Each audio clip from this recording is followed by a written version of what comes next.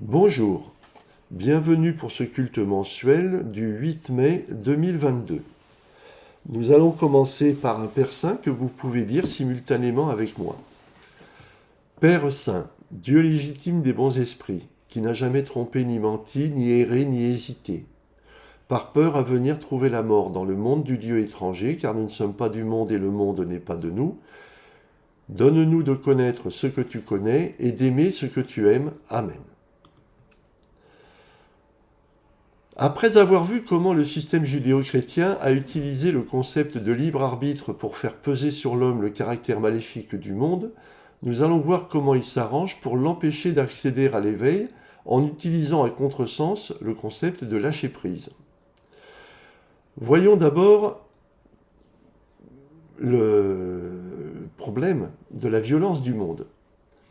Le désir mimétique est à la base de la mondanité. Vous pourrez vous en rendre compte dans l'excellent ouvrage de René Girard, Des choses cachées depuis la fondation du monde. Nous allons l'étudier ici. L'espace mondain est gouverné par deux concepts destinés à favoriser la survie et hiérarchiser les créatures conscientes. Il s'agit de l'état de prédateur et de l'état de proie. L'instinct de survie est soumis à deux situations. Celle de prédateur qui pousse à agresser l'autre pour obtenir un répit, jusqu'à ce que l'on rencontre un prédateur pour qui nous serons une proie. La proie n'a d'autre option que l'évitement et la fuite. L'évitement peut prendre diverses formes, démontrer au prédateur que nous ne présentons pas d'intérêt pour lui, apparaître comme un répulsif qui le forcera à nous relâcher, tenter de disparaître à son attention par divers moyens comme le camouflage. La fuite est le dernier recours quand le reste échoue et une reproduction prolifique compense les échecs des deux techniques précédentes. Face à la volonté de vivre qui concerne tous les organismes vivants, y compris les végétaux, les mousses et les champignons, les animaux ont développé un concept de hiérarchisation basé sur le pouvoir d'appropriation. On l'appelle le désir mimétique, et il est commun à tous les animaux conscients. Les hommes l'ont développé au-delà des compétences animales en l'appliquant au domaine de l'abstrait. Là où l'animal va agresser un congénère pour lui prendre ce qu'il a, et qu'il convoite, par exemple sa nourriture, l'homme peut agir de même pour s'approprier ce qu'un autre désire mais n'a pas encore. Le désir mimétique est à la base de la violence entre les hommes qui n'ont plus ou moins dominé par la mise en place de systèmes de barrières, on les appelle les tabous notamment, qui rendent certains objets de désir intouchables, par exemple les femelles du groupe. Et celui de la victime émissaire qui, d'autre part, permet de faire retomber la tension mimétique en désignant un responsable qui sera exclu ou sacrifié. Cet ascenseur émotionnel entre violence et souffrance est dans la nature mondaine, mais notre part spirituelle nous pousse à ne pas entrer dans ce cercle infernal. Et pour cela, nous allons devoir trouver la voie étroite du détachement. La modération comportementale s'associe à l'humilité pour nous permettre de vivre en ce monde sans céder à la loi inique qui fait de l'homme soit une proie, soit un prédateur. Mais cette démarche n'est pas naturelle à l'homme spirituel. En effet, dès que l'on cesse d'agresser l'autre, ce dernier perçoit ce comportement comme une marque de faiblesse et le pousse à tenter de prendre le dessus à son tour. Or, il faut arriver à faire comprendre que notre refus d'agressivité est une force et non une faiblesse, et que cette force ne permet pas à l'autre de nous agresser, sauf à devoir subir les foudres du monde dont il relève. C'est par le détachement des choses de ce monde que l'on va pouvoir réfréner les désirs mimétiques des autres, car constatant que nous ne possédons rien d'enviable, que nous ne désirons rien de désirable, et que notre attente est d'un domaine non tangible, nous devenons une sorte d'anachronisme vivant, digne de désintérêt, au moins dans un premier temps. Car malheureusement, ce que l'homme ne comprend pas, il cherche à le détruire, faute de pouvoir le posséder. Donc, notre abandon du monde ne sera pas payé de retour par l'oubli du monde à notre égard. Mais même alors, quand le monde viendra nous détruire pour affirmer ce qu'il croit être sa supériorité, tel le roseau de Pascal, que l'on trouve dans son ouvrage Pensée, nous échapperons à notre emprise à l'instant même où il croira nous avoir vaincus. Cependant, le lâcher-prise est une question de point de vue. Comme nous l'avons vu avec le libre arbitre, les religions attachées au monde et les sociétés ont une lecture du lâcher-prise à l'exact opposé de ce que considèrent les religions spirituelles, et notamment le catharisme. Ainsi, Vu du côté du monde, la plupart des courants philosophiques et religieux considèrent le lâcher-prise comme un total abandon. S'il est conseillé, c'est qu'il s'agit de se dégager de toutes les problématiques pour aller dans le sens du courant en quelque sorte. Le monde nous convainc qu'il ne faut pas aller contre la nature des choses, qu'il faut lâcher prise face aux interrogations et aux malaises que l'on peut ressentir. Ainsi, en refusant de se laisser perturber, on suit une voie qui nous est présentée comme forcément apte à nous mener vers de beaux rivages. J'explique souvent la notion de lâcher prise par l'image de deux hommes ballottés dans un courant impétueux, accrochés à une bouée qui les empêche de couler mais qui les oblige à suivre ce courant. Comme ils sont dans une nuit noire absolue et que la rive n'est pas possible à deviner car ils sont désorientés, leur inclination spontanée est de s'accrocher à la bouée en espérant qu'elle les ramènera vers leur salut. Mais si l'un d'eux suit cette réflexion et reste agrippé à sa bouée, en lui accordant ainsi plus de confiance qu'à lui-même, il prend le risque que la bouée puisse tout aussi bien l'entraîner vers un siphon qui, au milieu de la rivière, va le précipiter dans un gouffre et qui causera sa mort. Ainsi, vu du côté spirituel, l'autre ne se laisse pas diriger par les apparences. Il décide que son intuition vaut mieux que cette bouée et il la lâche pour nager dans une autre direction vers ce qu'il entrevoit comme un meilleur espoir. Certes, il court le risque de ne pas atteindre la rive et d'être à son tour aspiré par le siphon, mais s'il dispose d'une bonne connaissance de la rivière et du terrain, il réduit le risque de façon importante.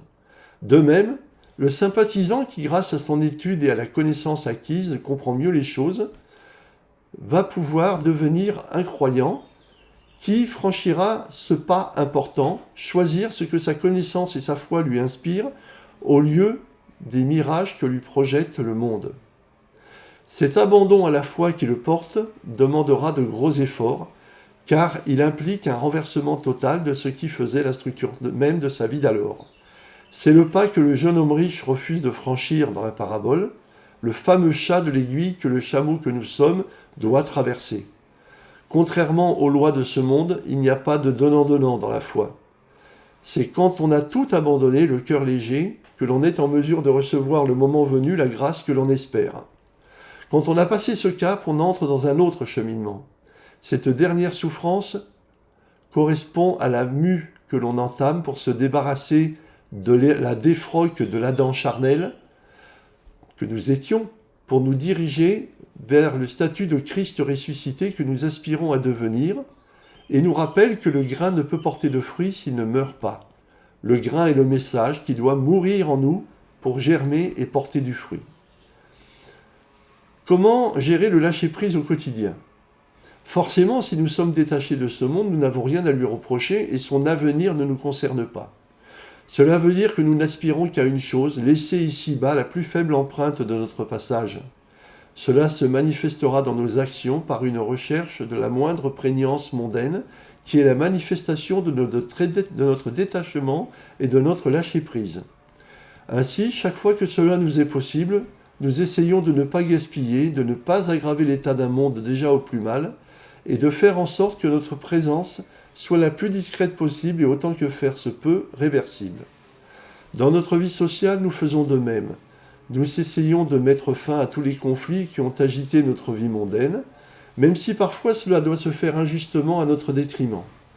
Quand nous avons fait notre maximum, nous laissons ceux qui se sentent encore nos éventuels adversaires à leurs propres démons, et nous menons notre vie simplement, sans chercher ni à briller ni à nous cacher.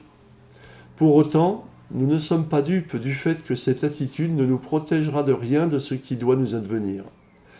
Comme le dit Christ, le serviteur ne peut espérer meilleur traitement que son maître, et nous savons comment notre maître fut traité. Ce qui importe, c'est qu'au moment voulu, nous soyons prêts, et que notre espoir, quasiment libéré de ses entraves, soit en mesure de recevoir la grâce s'il en est digne. C'est pourquoi il ne faut pas confondre le lâcher-prise prôné notamment dans les églises judéo-chrétiennes, qui ne fait qu'enfoncer le croyant dans sa mondanité, qui le contraint, et celui que prône le catharisme, qui élève l'Esprit Saint prisonnier vers la grâce. Voyons un point particulier, qui est en lien bien sûr, que l'on appelle l'ataraxie. Le lâcher-prise des cathares est un abandon de la suggestion à ce qui conduit nos actions en ce monde. la sensualité. En effet, si notre âme mondaine agit pour nous maintenir dans une prison charnelle, elle le fait par le biais d'outils mondains dont l'objet est de nous empêcher de trouver le temps de penser notre situation. Ce sont nos 5 sens qui agissent pour cela. En plus, ils sont stimulés et plus ils sont stimulés, plus le détachement est rendu difficile. Quand le croyant atteint le niveau de détachement suffisant, il aspire à vivre en harmonie avec son état de lâcher-prise. Et c'est généralement le moment où il va essayer de rejoindre une communauté évangélique de chrétiens revêtus. En effet, c'est dans cet environnement qu'il sera le plus à même de vivre sa vie de détachement pour atteindre un équilibre de vie entre sa part mondaine et sa part spirituelle, où les attachements mondains réduits à leur plus simple expression lui laisseront la paix que seul un esprit conscient peut offrir. C'est cet état d'apaisement sensoriel et de liberté spirituelle que l'on nomme l'ataraxie. Au total, la praxis cathare vise à permettre à ses adeptes d'atteindre un état d'équilibre spirituel dans lequel l'esprit sera suffisamment libéré de sa prison charnelle et suffisamment éveillé à sa vérité originelle pour recevoir la grâce divine à laquelle il aspire et qui lui permettra de réintégrer la plénitude spirituelle d'où il est tombé voici bien trop longtemps. Cependant, la vie en communauté évangélique n'a rien à voir avec une clôture moniale, et encore moins avec un enfermement sectaire. La communauté évangélique est en interaction permanente avec son environnement. Cela explique que les maisons cathares étaient à proximité des autres habitations, ce qui est toujours le cas aujourd'hui. Et cette interaction implique que ces portes sont toujours ouvertes dans les deux sens. Pour clôturer ce prêche et cet espace de rituel, je voudrais terminer par le Notre Père, ou le Pater, que je dirai seul, donc je vous demanderai de ne pas participer verbalement. Père Tout-Puissant, principe des Esprits Saints, ta volonté agit sur tout le bien. Ton Saint-Esprit nous guide comme il te plaît pour que ta grâce puisse nous être accordée. Donne-nous de connaître ce que tu connais. Excusez-moi, j'ai fait un petit mélange, je recommence. Père Tout-Puissant, principe des Esprits Saints, ta volonté agit sur tout le bien. Ton Saint-Esprit nous guide comme il te plaît pour que ta grâce puisse nous être accordée. Donne-nous chaque jour la nourriture que ta parole et ton amour procurent. Remets-nous nos fautes et nos manquements comme pour nos frères nous en faisons autant, et soutiens-nous dans les difficultés afin de nous délivrer du mauvais. Amen. Merci beaucoup de votre présence et je vous dis au mois prochain.